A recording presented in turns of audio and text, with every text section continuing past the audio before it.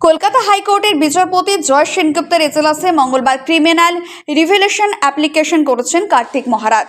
তার আগে এদিন সকাল 10টা নাগাদ নবগ্রাম থানায় হাজিরা দেওয়ার জন্য কার্তিক মহারাজকে তলব করে নোটিশ পাঠিয়েছিল পুলিশ। সোমবার বেলডাঙ্গা থানার আইসি সেই নোটিশ ভারত সেবাশ্রম সংঘের বেলডাঙ্গা শাখা কার্যালয়ে পৌঁছেও দিয়েছিলেন, যদিও সেই সময় কার্তিক মহারাজ আশ্রমে ছিলেন না। পুলিশের তলব প্রসঙ্গে সোমবার কার্তিক মহারাজ বলেন, আমি কলকাতায় আছি, ফলে নবগ্রামে যাওয়া আমার পক্ষে সম্ভব নয়। এ ব্যাপারে আইনজীবীদের সঙ্গে আলোচনা করে পরবর্তী সিদ্ধান্ত নেব।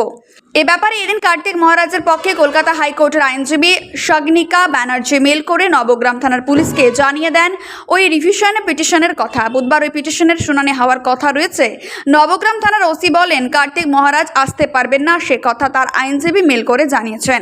এদিকে নবগ্রাম ব্লকের স্থানীয় মহিলারা ঝাঁটা হাতে মিছিল করে নবগ্রাম থানায় পৌঁছে কার্তিক মহারাজকে এখনই গ্রেফতার করতে হবে বলে দাবি জানান। তারা দর্শকের ফাঁসি চাই বলে স্লোগান তোলেন।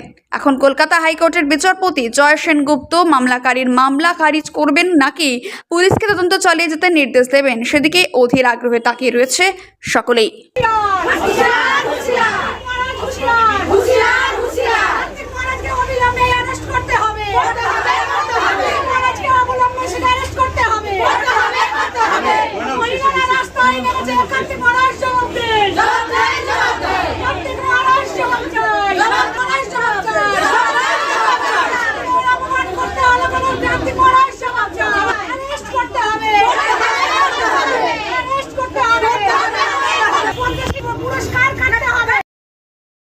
বিক্ষোভ মিছিল করছেন আজকে বিক্ষোভ মিছিল এই জন্য যে মহারাজ সেজে যে হিন্দুর প্রতি যে অন্যায় করেছে, হ্যাঁ, তার জন্য আমাদের এই পথে নামা।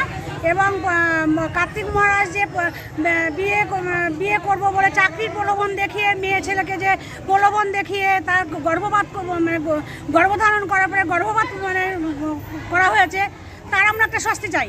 সে চারিদিকে উনি চাণকের আশেপাশে কোনো জায়গায় কান পাতলে শুধু কার্তিক মহারাজের শোনা যাচ্ছে, হ্যাঁ। আর এই যে আমাদের সিঁদুরের অপমান করেছে, তিনি পদ্মশ্রী প্রাপক হয়েছে, সেই সব আমরা তার প্রতিকার চাই।